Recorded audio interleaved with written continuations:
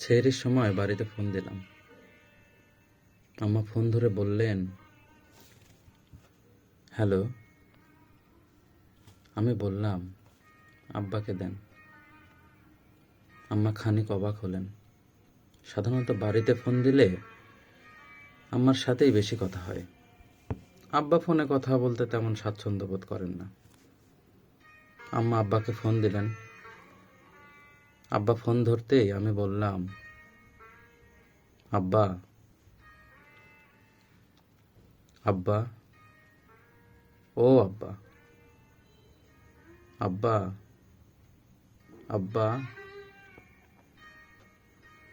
আব্বা অবাক গলায় বললেন, কি হয়েছে আব্বা? আমি বললাম, আব্বা। ও আব্বা। আব্বা। আব্বা। ও আব্বা। আব্বা। আব্বা এবার রীতিমতো চিন্তিত হয়ে পড়লেন। তিনি বিভ্রান্ত গলায় বললেন, কি হয়েছে আব্বা? কিছু হয়েছে? আমি আবারও বললাম, ও আব্বা। আব্বা। আব্বা। আব্বা। ও আব্বা। আব্বা।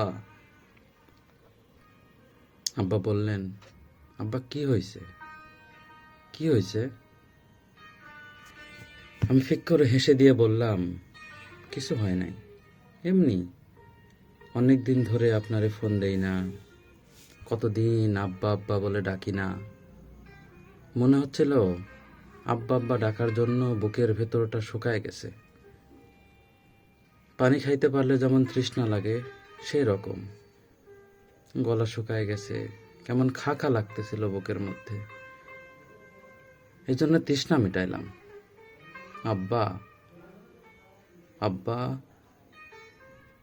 আব্বা। আব্বা। ও আব্বা। আমি ফোন রেখে দিলাম। খানিক বাদে আম্মা ফোন দিয়ে গম্ভীর গলায় বললেন, তুই তোর আব্বারে কি বলছস? আমি বললাম, কেন, কি হয়েছে? আম্মা বললেন, কি হয়েছে মানে? সেটা তুই জানোস। সে ফোন রাখুনের পর থেকে কানতেছে আর কানতেছে। নামাজে দাঁড়াইয়া মোনাজাত ধইরা হাউ মাউ করে কানতেছে। কি কইছস তোর আব্বারে? কি বলছি আমি? আমি হঠাৎ চুপ করে যাই, একদম চুপ। আমার প্রশ্নের কোনো জবাব দেই না, বসে থাকি, নিঃশব্দ বসে থাকি। আম্মা জিজ্ঞেস করতেই থাকেন। আমার চোখ ক্রমশ ঝাপসা হতে থাকে, গাল ভেজে যেতে থাকে। বাইরে শুভে সাদেকের আলো ফুটছে। সেই আবছা আলোর দিকে তাকিয়ে আমার হঠাৎ মনে হতে থাকলো, আব্বা কাঁদুক,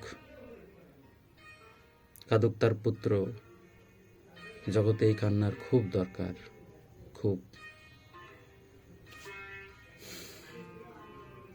এই অস্থির সময়ে অজস্র কষ্ট, বেদনা, সংখ্যা, হাহাকার, ঘৃণা, মৃত্যু, জিজ্ঞাসার কান্নায় ক্রমশ ডুবে যেতে থাকা জগতে এমন গভীর অনুভূতির তীব্র কান্না, এমন অপার ভালোবাসায় ডুবে থাকা বিশুদ্ধ কান্না খুব দরকার,